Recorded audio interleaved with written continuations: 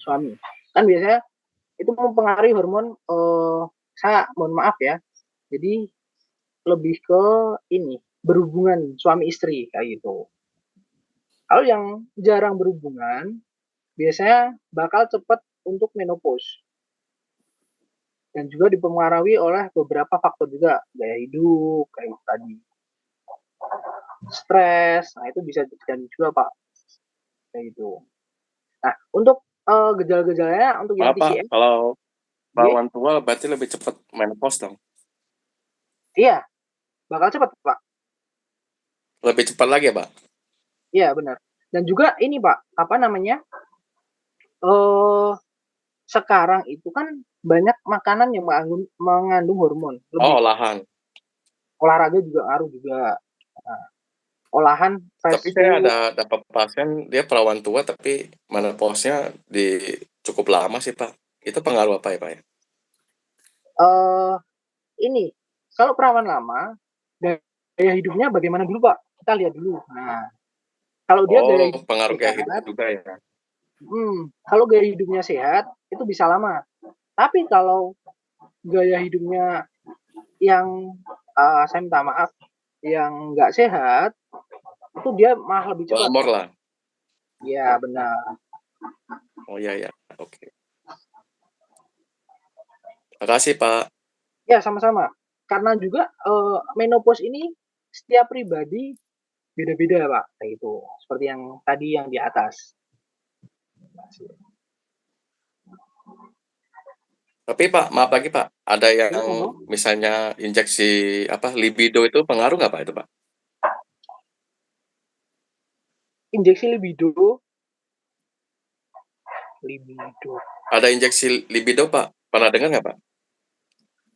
Saya pernah dengar Pak, tapi injeksi libido tuh dia lebih ke ningkatin ini hormon progesteronnya biasanya kayak itu. Ya, Nah, sedangkan hormon progesteron kan lebih ke laki-laki kan, lebih banyak ke laki-laki laki-laki. betul.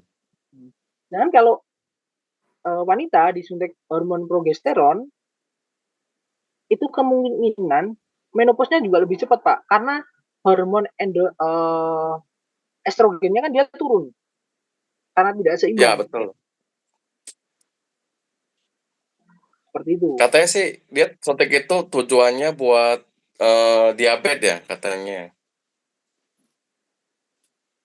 Buat diabetes Pak itu Pak. Saya baru dengar kalau ini. Coba Iya, nanti katanya habis kan ini. diabetesnya kan tinggi, jadi dia Hmm. suntik progesteron tuh untuk diabetesnya sih sebenarnya gitu loh. Oh, oke oke. Oh, bisa habis ini saya cari Kak, Pak. Jadi bisa buat PR Ya, saya saya juga. dikasih tahu seperti itu. Makanya saya bilang, "Lah, kok usia kayak gini ngapain suntik gitu-gitu?" Katanya sih untuk diabetesnya juga supaya bagus gitu loh. Nah, iya benar. Oke, Biasanya makasih yang Pak diabetes ya. kan Yuk. kemungkinan kan lebih ke insulin kan kalau diabetes kan, nah, itu. Betul, lebih ke insulin Pak. Tapi katanya sih dia mempengaruhi hormon eh, supaya ya insulinnya itu mau mengikat Berkurang gitu. gula katanya. Saya nggak kurang paham juga. Yang disaran itu malahan saudara dia kan dokter itu, nah, disuruh suntik seperti itu katanya. Oh, ini ya Pak, saya juga baru tahu ini. Tapi kan eh, nggak masuk di logika juga kan kalau ini. Jadi nanti bisa saya carikan, bisa saya kasihkan. Kalau udah ketemu bisa saya kasihkan ke si pennya biar di share ke grup. Ya, makasih Pak. Ya sama-sama. Oke, kita lanjut lagi. Selanjutnya ada di penurunan jin. Jadi jing yang dikenal sebagai esen vital merupakan dasar dari pertumbuhan, perkembangan, dan reproduksi.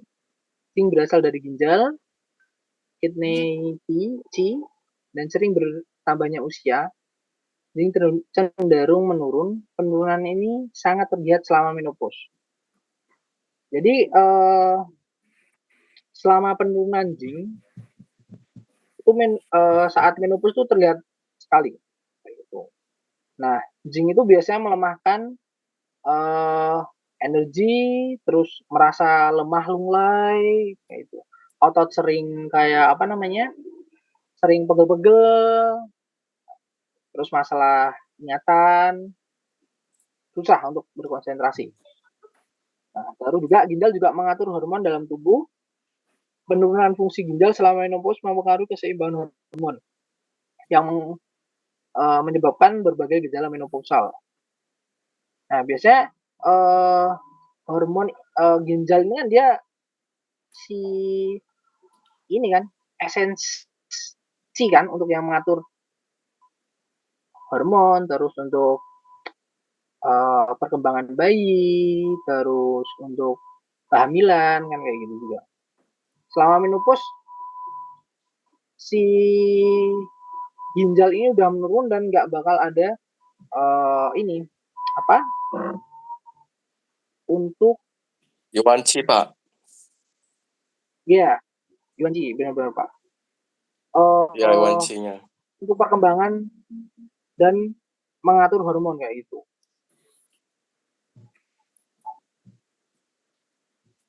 Jadi ginjalnya mengalami defisiensi ya, Pak? Iya benar Pak. Kalau untuk defisiensi kan kalau semakin menua atau semakin bertambahnya umur kan Yuansinya udah mulai turun Pak.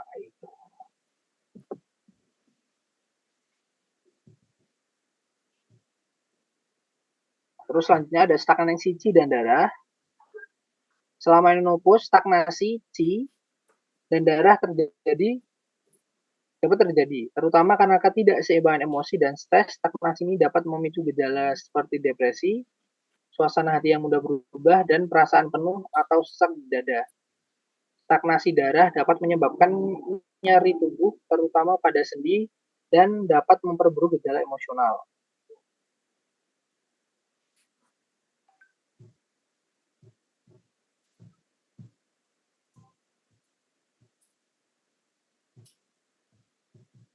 Terus ada gangguan pada meridian.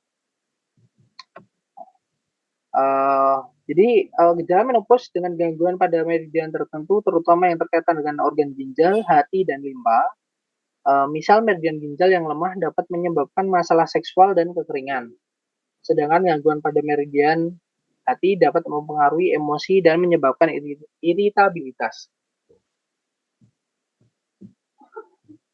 Berikutnya pemeriksaan klimakterium seperti biasa, rekan-rekan pasti lebih lebih dari saya, jadi lebih ke pengamatan, pendengaran, penciuman, dan pertanyaan dan perabaan. Ini yang kita pelajari di awal masuk perkuliahan. Ini harus banget. Dan biasanya setiap terapis untuk pemeriksaan, setiap terapis A dan B beda-beda kayak gitu. Jadi saling ini kita lewatkan aja.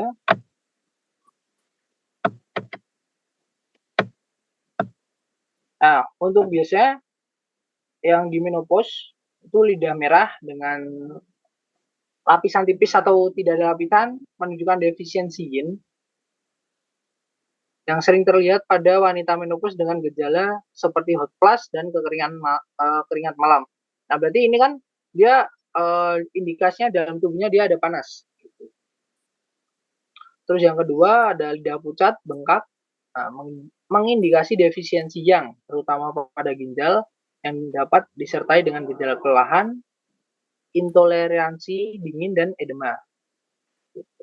Terus yang ketiga ada lidah dingin atau dengan bintik-bintik gelap, biasanya menunjukkan stagnasi sweat yang mungkin terkait dengan nyeri tubuh atau menstruasi yang tidak teratur.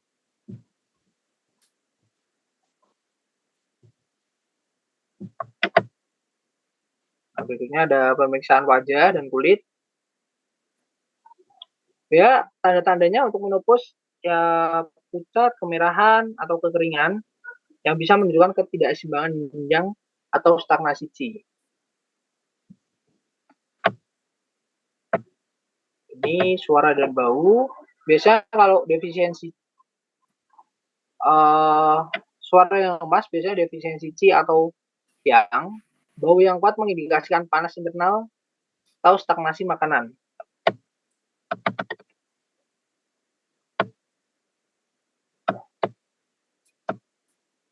Nah, untuk yang pertanyaan ada di gejala umum, di gejala utama, lebih ke hot flash atau keringat malam menunjukkan defisiensi yin, kedinginan dengan kelelahan itu menunjukkan defisiensi yang.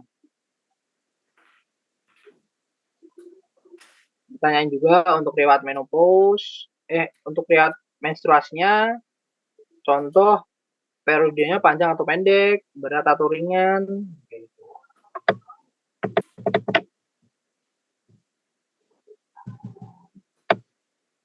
Nah, untuk emosional biasanya lebih ke si pasien ini dia stres, kecemasan atau depresi atau perubahan suasana hatinya memberikan petunjuk tentang nah itu untuk memberikan petunjuk tentang stagnasi ci hati atau ketidakseimbangan lainnya. Nah, jadi kita harus sering-sering juga untuk tanya yang dirasain hari ini apa atau yang sering dirasain apa. Terus tidur dan energi. Nah, pertanyaan tentang kualitas tidur, tingkat energi yang membantu menilai dengan keadaan yin, yang atau qi.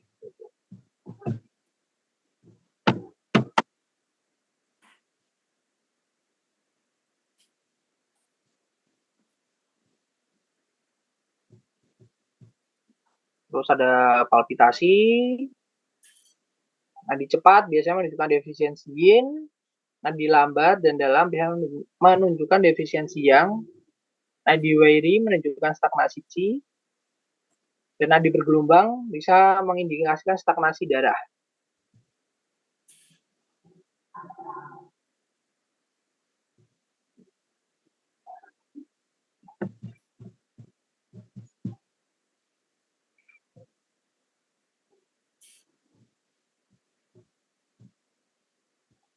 Oke. Nah, untuk ketidakseimbangan yang didiagnosa itu defisiensi yin ginjal itu biasanya seperti hot flash, keringat malam, insomnia.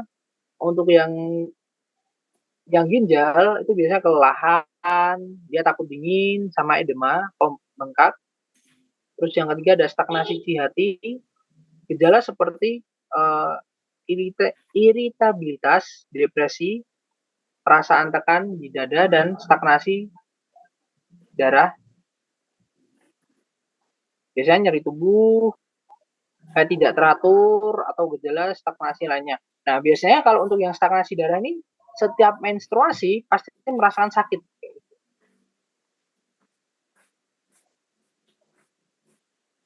Oke, yang berikutnya ada diagnosis dalam TCM. Nah, biasa seperti tanyakan gejala utama, pemeriksaan lidah, pemeriksaan nadi, riwayat menstruasi, dan kondisi emosional. Nah, gejala utama kan tadi ada beberapa nih. Flash, keringat malam, insomnia, perubahan suasana hati, palpitasi, kelelahan, dan lain-lain. Nah, ini untuk defisiensi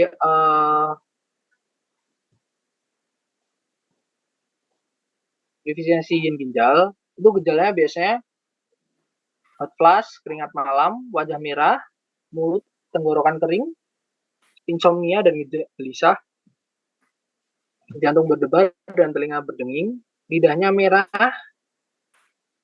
tanpa lapisan, nadinya cepat dan tipis.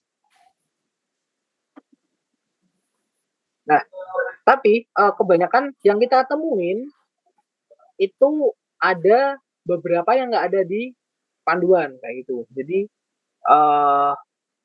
kondisi orang, balik lagi, kondisi orang itu beda-beda.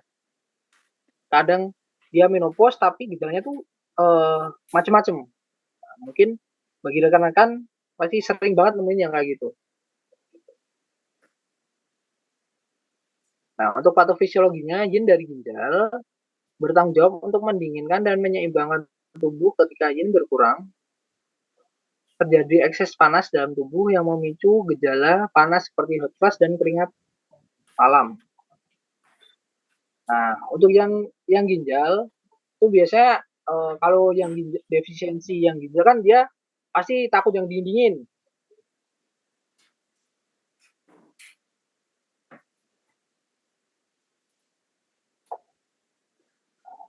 Jadi kelelahan ekstrim, kelemahan tubuh, intoleran terhadap dingin, tangan dan kaki dingin, nyeri punggung bagian bawah dan lutut, pembengkakan atau edema, terus libido menurun, lidah pucat dan bengkak dengan lapisan putih dan lambat dalam dan dalam.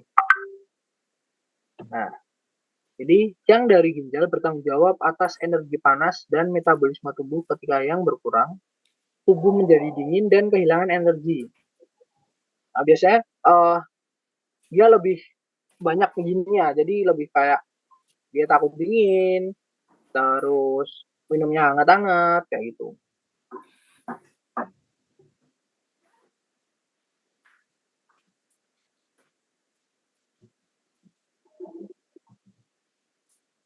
Terus yang ketiga ada stagnasi liver, perubahan suasana hati yang cepat, depresi, iritabilitas, sensasi penuh dan sesak di dada, terus sakit kepala, head tidak teratur, lidahnya, tepi lidah mungkin merah dengan lapisan tipis, tadinya wiry.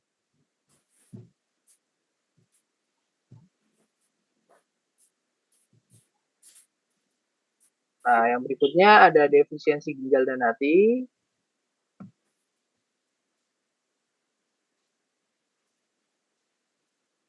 Terus ada gejalanya penglihatan kabur dan lemah, ada dibagi apa satu rapuh,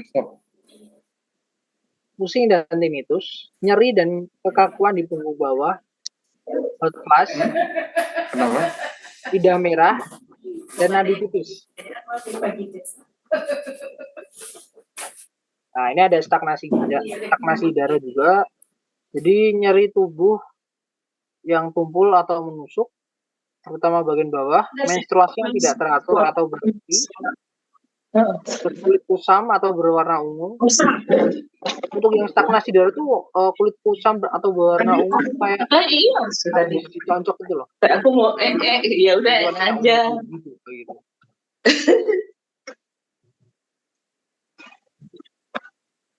Nah, untuk pengelolaan penyakit, nah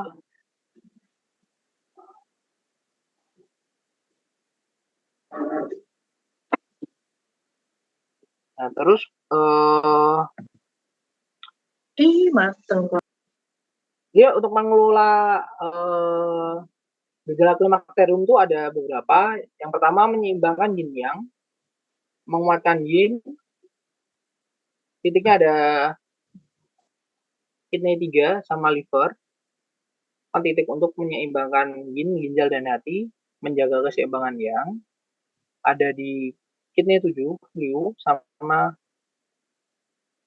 tu 4, mingmen.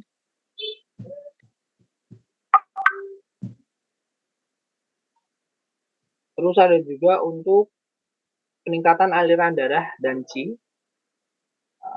Jadi untuk menggerakkan qi, jadi seperti perasaan tertekan, nyeri dada, atau gangguan, itu biasanya menggunakan Qi-men sama Chu Sanli. Nah, untuk merangsang pergerakan qi dan memperbaiki sirkulasi energi dan darah, mengaktifkan sirkulasi darah itu biasanya menggunakan San Jin Yao sama Nekuan. Nah, itu untuk merangsang aliran darah dan mengurangi stagnasi. Yang ketiga ada meregulasi emosional, biasanya menenangkan hati menggunakan Shenmen sama Xinjiang. Dapat digunakan untuk menenangkan sistem saraf dan mengurangi stres. Terus juga meningkatkan mood menggunakan Yintang dan PyV. Nah, yang keempat ada pengaturan hormon, sistem hormon, mendukung fungsi ginjal, kidney, 6 Cohai sama Taisi, mendukung fungsi ginjal dan membantu mengatur hormon serta keseimbangan energi. Nah, untuk kualitas tidur biasanya menggunakan Onion sama Semen. Terus ada Cusanli sama Cihai. Biasanya untuk meningkatkan energi. Terus ada detoksifikasi dan pemulihan.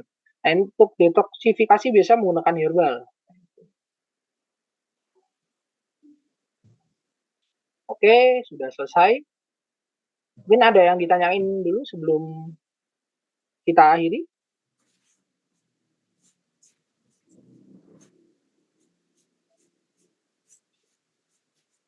Atau mungkin ada yang mau bertanya? Bisa, monggo. Selamat siang Pak Galuh, mohon izin. Oke, monggo Bapak.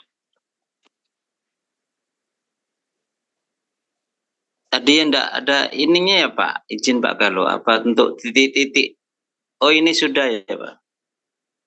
Itu titik-titiknya titik-titik secara garis besar Bapak. Kayak itu. Siap Pak Galuh.